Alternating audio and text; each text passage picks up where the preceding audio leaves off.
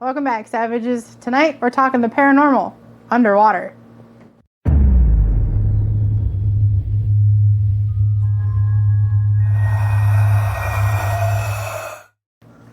Alright, welcome back, guys. So tonight, we're talking something different. We had one of our followers who recommended to do the space thing, had asked about doing paranormal stuff underwater and if there'd been any cases, and it got me thinking what we could come up with, and surprisingly there was a lot, and they're creepy.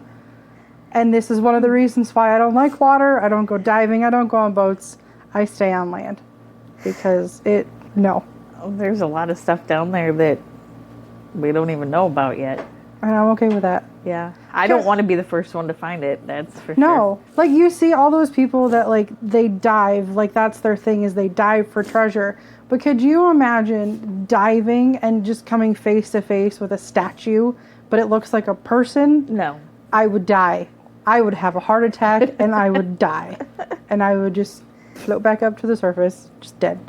Yeah. Because, I mean, they have found underwater, in Asia, they have the underwater army, and I don't know where it is, but it came across TikTok the other day because spooky season is coming, but there is an actual lake that somebody has Jason Voorhees statue in the bottom of the lake, and if you look down, you can see him. Cool. I would cry. The one you were talking about is in Micronesia. Yes, that is one of our topics today. Yeah, that's pretty cool. I don't know how I would feel about that one. It's interesting as far as history goes. I don't think I'd want to go down there. No.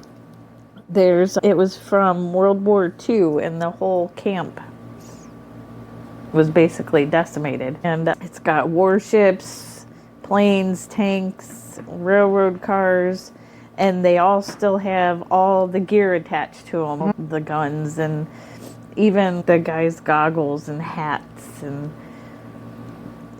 I don't know how I feel about that. Yeah. Yeah, that's the one that there's 60 ships, 275 planes, and there were skeletons still that people were finding. And when people go fishing, they're actually still dragging some of them up. But the best part about it is the trucks. The trucks that are still fully intact, and they make noise.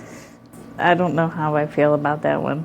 No, I was reading that one. So basically, what people are finding when they dive down, or they don't even have to dive down, if you're just sitting out on a boat, you can actually hear the sounds of engines trying to turn over from the trucks and from the ships that are down there. They said some of them you can actually hear them running. Yeah. And you can hear screams and people yelling. Yeah, that's not like just an echo of the past, but that's just sadness, and thousands of people died. Yeah. And so when you have residual hauntings, those are usually imprinted on stone and such, okay? Yeah. Yes, there is that in the ocean, but it's primarily water. So my brain would say those shouldn't be residual hauntings. No, but we know that water is a big conductor. But it conducts, it doesn't store. So that we know of. That's why my brain would say it's an actual ghost, not just residual. But I don't know. I don't know how much research has actually been done in this. No, because it's fairly new. As of the early 2000s, there was a team that started in Florida for the paranormal underwater divers, and then there was the Underwater Paranormal Society, and where they have actually gone down. Paranormal divers. There you go. Yeah. So there is the Florida Paranormal Divers team. They found unexplained lights flashing under the water. Yeah. When they're diving, like, it's just flashes of light, and by the time they get to investigate it, there's nothing there. They got a really cool picture of a face. I saw that, and it was no. See, this is why I stay on land. If I take a picture of a ghost on land, I'm like, cool, I know why you're here. But taking pictures and getting things underwater, I don't like that because then my brain thinks somebody's going to come up and grab me. And they might, because No. there were over 200 suicides off of this one particular bridge. Yes, that is the Skyway Bridge. Yeah. It had actually collapsed years before, killing 35 people traveling across, and since 1987, 200 people have taken their lives. But why? And that's the other question is, what is it about that bridge that makes people want to... I don't know. Is it like the Golden Gate Bridge where it's just a matter of convenience, and if you jump off that bridge, you're not going to survive? Okay. Or is there something that's luring them to that bridge to do that? Because you figure, I'm sure there's well over the 35 from that one. Yeah, that's just from the collapse. There's plus the suicides. I'm sure there's more than just that. So is it just overwhelming sadness in that spot that just pulls people in, or preys on their weaknesses and whatnot? Yeah, that's what I was thinking, because you know that there are deaths off of bridges and whatnot. Why I don't like bridges? Number one. But for this to have that many, there's got to be something else that surrounds that.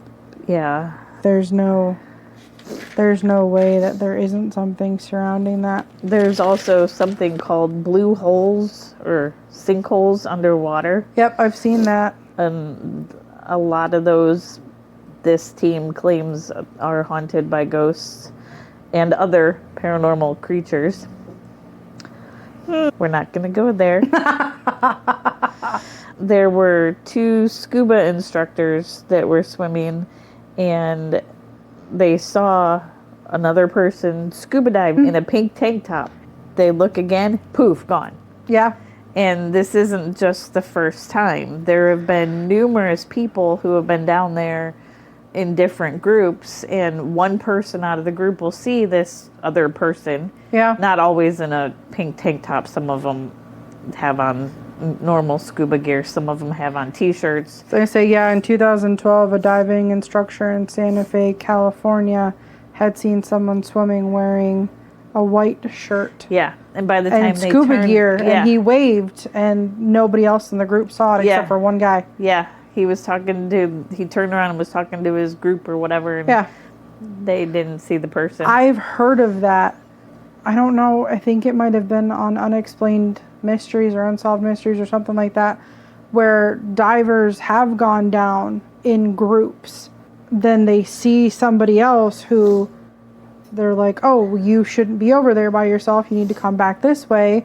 They try to get their attention and then nothing happens. So then they swim over, and that's usually either when somebody disappears. Yeah. Or they get there and there's nobody, and then they look back and nobody else. They're like, what are you doing? There's nobody else out here. Yeah. Kind of thing. And see, I think I would be more freaked out if I saw somebody underwater that didn't have scuba gear. If I saw some dude just floating around in a tank top down there looking like they're fully alive, I would freak out. No, I would surface so fast and be like, no, I'm done. No. There have been stories of other people who didn't see another person, but they felt another person. And then they've been like grabbed or pulled under more or chased back up or... And that's why I don't go anywhere near the water. That right there. Being in Lake Erie. Ew. I was young. Okay. Yeah, I don't know. go in there anymore. I did too. But being in Lake Erie, we do have things that have happened in the water. Yeah. We have boats that have sunk. We have found, unfortunately, we have found people in the water. They have pulled cars and stuff out of Lake Erie because Lake Erie covers such a vast majority, and a lot of houses and roads butt up right against the lake. So we've had accidents where people go into the water. I have always had the fear, like being in the lake, if I go out too far where I can't touch anymore, that something's going to grab me. Yeah. I have to touch her. Yeah, like I would go up to like my knees, or I would go up to my waist, and once I couldn't touch Like, even for a slight second, I was like, no, I'm going back in. Because if I can't touch, my mind instantly goes, somebody's going to pull me under. Something's going to grab me. There's somebody watching me. There are sharks, but there are no sharks in Lake Erie. I am petrified of water. And even going out on boats. They're like, oh, look over the edge. I'm like, no, I'm going to sit here. I'm cool. I don't need to see anything. No, because there's going to be something looking at me, or it's going to reach up, or no. And it's not like I don't know how to swim. I've been swimming since I was 2. It has nothing to do with that. It's just my fear of water overrides the fact that I know how to swim. Yeah, I can't swim. I can swim to survive, but I can't swim. Yeah, no, I can swim. Nope. No. Another really cool story was from Lake Lanier in Georgia. I love the stories of Lake Lanier. I know that I shouldn't because they're bad, but I love the stories from Lake Lanier. Yeah. Which, if you are not familiar with Lake Lanier is a man-made lake. But it's a very tragic, horrible story as to how it all came to be. And ever since it was built, nothing good has come of it, and bad things have happened for years. Yeah. I didn't delve too far into the history of it. I just stuck with the story of the lady in the flowing blue dress. I have a story about that. Yeah. So there's this lady that supposedly roams all around the lake. Mysterious arms will reach out for swimmers, and there's angry spirits that call people. Yes. To come to the graves below. Yes. Supposedly, the lady in a blue dress was in a car accident, and she drowned. When people see her, it's because she's trying to save them. Because nobody was there to save her. There have been stories where the people are like, yeah, the lady in the blue dress, I wanted to thank her, and then they realize that she's not real. But that's one of the biggest stories. Well, they're good. Yeah. Because when I was reading all the other things, I was like, that's creepy if she's luring them out to the water. No, there is something that does lure people out, but she's the one that tries to keep them, like, at bay. Because of what she went through. Because I guess it was like a really tragic accident. Yeah. It was on one of the other podcasts I was listening to. Which is the way that she was killed. Because I think there was her and somebody else in the car. But she didn't survive. There's been over 200 people that have died in swimming and boating accidents alone since 1994. And that does not include anything that's already under there. I don't understand why they would make a lake over graves to begin with. Because the government wanted their chunk of pie. But who in their right mind would think that would be a good idea? Because they were getting paid. Yeah. Because the government was going to pay these people to do what they needed to do. And these people thought they were getting a good payout. And then they turn around and snatch it out from underneath them. Because that's what the government does. Yeah, true. We're not going to go on that rant. But no, they're still they do every now and then they will have parts of the grave sites float up to the top. Yeah. Because according to some of the things for Lake Lanier was that the graves were moved, but everybody knows damn they weren't. No, they never do that. It takes too much time and money. Especially the poor people. They don't have money for that. So for them being told, oh yeah, we moved your loved one. No, they didn't. No. And some of the accidents in Lake Lanier can't be explained either. No. You people go out on these boats and then next thing you know they disappear and they're like, how? How did this happen? The boat's here. Where's the person? I don't know. But that's just creepy. One of those, if you heard it, no you didn't. Nobody's telling you to jump off the side of the boat. It's the mer people. Or it's the fish. It's the fish people. Yeah. Luring them in. If you don't know what the fish people are, it's in an earlier episode. You have to go watch it. Yeah. Kelsey was very excited about the fish people. It was a good one. So there is another one too. I'm going to butcher this so bad. But it's Lake Okeechobee. Something like that, in Florida. It's the second largest body of water, of fresh water, I should say, where ghost sightings, reported phenomena, and unexplained mysteries have happened. There was a hurricane in 1928 that claimed thousands. And then the dam broke as well. Yeah. So there are underwater ghost towns. There are still skeletons down there to this day when people fish or they drag up the bottom of that lake. Yeah. They do pull up bones. At one point, they think that the Seminole tribe. It's the Seminole. I'm sorry. Or even a tribe before them that was there. Yeah. It could be those bones as well. So they're thinking it could also be like an ancient burial ground. Yeah, because that was like 1928 when that hurricane blew through and broke the dam. Yep. And when the dam broke, a lot of people lost their lives. So then you have all of that activity, not only surrounding the water, but the land above it.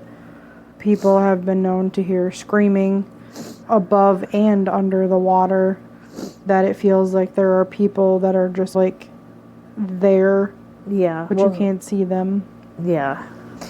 I think it was in the early 1900s when they had one of the droughts. The lake bed started to dry up and they found like a ghost town. Yeah. On top of the hundreds and hundreds of skeletons that were laying in the lake bed. Yeah. And again, I can never remember where it is, but there's that body of water that has the church or whatever that's in the middle of it. Yeah, as the water level goes up and down, you see the top of the church. I can't remember where that is either. And they talk about how you can see people in the windows and stuff of this building. And they talk about how people are drawn to that area.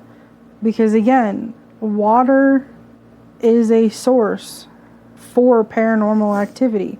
We know that. Every place that we have been for investigations or places that we have researched, there is always a church, a body of water of some kind, and ley lines. Yep. Always. And we know that those three... And there's usually a pattern to where each of those things lay in relation to wherever we're going. So I guarantee that if you look up these places, you check for the ley lines, you check for the churches, I guarantee you that they are all in that area. Where we stayed. Oh, in Phoenixville? Yeah, so where Phoenixville was, you had Phoenixville, which is like a little mini New Orleans, which is even better. You had a church here and a church here, all in a square. And then you have a couple bridges for the water. And then there was there's like a cemetery. In the exact same spots, there were cemeteries. Like here and here or here and here. I forget, but there's always a pattern. Yeah. Yeah, because where we stayed too, the building was original. It's been updated over the years, but it's the same exact building that was built in like 1896. Yep. So you take in accordance to, again, the area. It's not always what was there now, but what was there before too. We can share some more stories, and then I'm going to throw a monkey wrench into some things. Oh, God. So this one's my favorite. Okay. Because it's about Josh Gates. Anyway, Destination, I'm sure everybody knows Josh Gates, who's part of Destination Truth. Love the show. They were the first team to do a paranormal investigative dive. And they explored I'm going to get this so wrong, the Truck Lagoon. Josh Gates actually detected human heat signatures among the wreckages that were down there. Nope. And I remember watching that episode on TV. I remember that happening, and I was like, how? They're underwater. Yeah. Because then one of the divers was like, he came back out, but nobody had said anything to him, and he comes out and did you guys see that? And they were all like, what did you see? Basically. And he said that he saw a man hiding down there. And when he turned around, he was gone. And then that's when they heard the sounds of like engines running and things like that. Nope. That is one paranormal investigation I Well- will not do. I will be up on dry land. I will man the computers. That's the same thing that they did with the underwater army, though, in Asia. Yeah. I don't know specifically where, but they did heat signatures on them too. And some of them were warm. Like they had body heat, but they shouldn't have because Yeah. they're statues. Yeah. People saw people in the trucks and stuff, and when they go down there, I saw a person. I know that the thing about the underwater army is that they're statues of real people who are just waiting to serve again Yeah. in ancient culture. They can keep right on waiting. It goes with all the rest of the weird and unusual stories. Yeah. Are they, I don't know how to say it exactly, but are they just going to reanimate themselves into now is the time we're supposed to come fight? It could happen. Yeah. I like how how people say that the giants are going to show back up and No. and they find all these evidence that people used to be super tall and Yeah. whatnot, and Yeah. I want to see a giant. I would love that. Just don't step on me. I was going to say, do you realize we would be like a dog or a cat to them? Oh, look how cute. Splat. Right. No. I don't want to be splatted like a spider. Ugh. No. So I was trolling some Facebook pages for scuba divers. Oh dear God, I don't like this, where this is going. It was just interesting reading some of their stories. There was one guy, I'm not sure, sorry. One person. They were free diving close to the coast of somewhere in Bulgaria. Free diving is when you don't use tanks. Okay. Yeah. And That's scary. they decided that there was a lot of seaweed on the bottom, so they wanted to go down and take a look. They kept getting these weird feelings, and something tried to pull their belt down. So they got out as fast as they could, and they said nope, because there was nobody down there but them. And it was funny reading some of them, because people are like, oh, it's the mermaids. Listen, don't knock the fish people, okay? I will believe in mermaids until the day that I die. It could happen. I have yet to see one. That doesn't mean they're not there. Well, I also don't go near water to try to see Ooh. one. But yeah. Somebody else said they were diving with their instructor and somebody touched their shoulder and their instructor was on the other side of them. So the monkey wrench is called nitrogen narcosis. I've heard of that. And it's when divers hit a certain depth due to the anesthetic effect of the certain gases that can cause all kinds of these Hallucinations. things. Yeah. Yeah, I've heard of that. You get euphoria, dizziness, confusion, hallucinations. That's how a lot of divers end up dead, too. Right. Just like we look at psychoses for above ground, Right.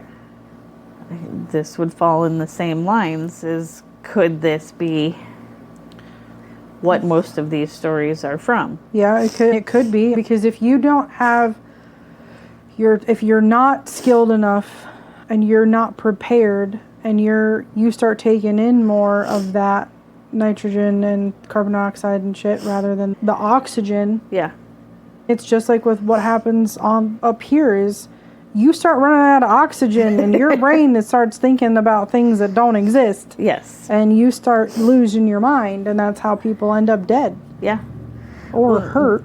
One of the other stories was the guy, I don't know what it's called, but the little switch they have, which does the oxygen concentration so Yes. you get it to the right percentage. Yeah. His switch was moved underwater. Like a malfunction or... No, it was actually the dial was moved. Oh. Okay. Could he have, in a state of panic, turned it the wrong way? Yes, entirely possible. Yeah. But he was convinced that something on the outside did that so that he wouldn't make it back up. Like they were wanting to... Yeah, I believe in that. I wholeheartedly believe in that kind of stuff. Now, that can't explain the pictures and such, but just like orb pictures up here. Everything can be explained in one way or another. Most of the time it's dust and bugs. Right. And same thing down there. It could be dirt, or a fish could have went by and it could be just blurred. Anything. And especially if the water is like murky, that already distorts your vision. Yeah. And you already have a harder time seeing. And then if you don't have the proper lighting, if you're diving after dark, all of that has and depending the potential on how far down you are. Yeah. All of that has the potential to not only be like sketchy, but deadly. Yeah. Especially if you're not an experienced diver. Because you see all these people who are like, oh, I'm going to go do this because YouTube said I can. And then next thing you know, they're on the news that they went missing. Yeah. Are they missing, or did the fish people get them? People kebabs. It's for dinner tonight. Tonight we're having Joe. Joe wandered away a little too far from his scuba group. At least it's not Steve. No, poor Steve. Man, we've really put that guy through the ringer. Again, if you don't understand the joke for Steve, you have to go back. I think it was our Halloween episode. But a few of our episodes, we just throw out a random name describing scenarios, and Steve is usually our go-to fall guy. Sorry if anybody's name is Steve. Poor Steve. Oh my God. Yeah, man, poor Steve. But no, I think a combination of inexperience, like being inexperienced and wanting to show off, because you get a lot of these people who are traveling or like vacationing to different places. A lot of people flock to Lake Lanier. Yeah. So you have all of these people who are like, oh cool, I'm going to dive down. I'm going to see what I can bring back up, things like that. But they don't have experience. So then, that's how stories get spread of, oh, something took him, or he just wasn't experienced for anything. Shouldn't have been doing what he was doing to begin with. Yeah. And that's how people get lost. I don't know. I didn't look up like the statistics. I can't say that word with my lisp. Of like how many divers actually do go missing. I didn't look that up either. I was just more focused on the stories. But then when you go on an investigation here, you go on one of these deep sea investigations expecting to see things. So every little thing, because down there I would think it would be much harder to debunk things when you're down there. Yeah, because you have all the sounds that the water makes, which already in itself is creepy, because if you've ever just sat like in water, yeah, it's creepy. You can hear everything. You can hear your heart beating and all of that stuff. So you have that combination of that. The sounds you're going to get from all that, like in the World War II one, you're going to get sounds from those. Yeah, and then you get the sounds of like rocks knocking together or rocks sliding, the sounds of fish moving around, the sounds of other people in the water, because if you don't know it and somebody gets in the water, sound travels pretty far underwater. Yeah. So somebody could be out in the middle being stupid, and then finally it ripples towards you and you're by yourself and you're like, where the hell did that come from? Because my sister used to do that. We would go underwater and we would smack rocks together to see how loud it was. And that's creepy. Yeah, no thank you. Like that whole thing in itself, I could not be an underwater paranormal investigator. No. The fact that now that new thing is using the magnets to find things underwater, and that's how people are finding cars now. Oh yeah, there's those YouTube people that they go fishing. Yeah. And they pull up all these and they're finally starting treasures, if you want to call them that. Yeah. But you also have these divers that are finding cars that have been missing for the last 20, 30 years. Could you imagine diving down and potentially seeing a body or something in the back seat of a car or the front seat of a car? I would cry. I think they did. One of the ones I saw, it was they had pulled SUV. up. They had and the person was in it, but no. Underwater paranormal investigations should not be a thing. They're great. They're good in theory, but they should not be a thing. Yeah. Unless you are prepared to have the crap scared out of you. No. Like, you have to have balls of steel to do something like that. You can't freak out, especially if you are like, if you have scuba gear on. You can't just run. No, and you can't just shoot to the surface. Like, you have to take your time. So if something is chasing you under that water, you're screwed. You're going to go down. Just let it happen. Yeah. Just say your P's and Q's and your Hail Marys, and that's it. Yeah, you're done. But it is cool because the thought had never even crossed my mind about paranormal things underwater. No, we talked about the paranormal like in space, and then thinking about there's water too, and the fact that we actually found things to back it up is just no. Yeah, no, there's a lot. There's a whole bunch of Facebook things, and there's groups, there's Facebook pages, a ton of the Reddit stories, people who've been scuba diving. And could you imagine being like out on a cruise ship? It gets dark out there. Yeah, I have to tell my kids some of these stories. Make him take a camera. Yeah. Take some pictures while you're out there. Take some pictures and look for faces. He will never go on another cruise as long as he lives if that happens. I can't wait to see if he gets seasick. That's not nice. But it'll be funny. It would be funny. They're taking lots of Dramamine, but yeah. He's never been. We need to find out if he's going to go scuba diving at all, because I want to know if he finds anything cool. Hey. That was interesting in exploring the underwater paranormal stuff. So, yeah. Stay tuned for the next episode. Bye. Bye, guys.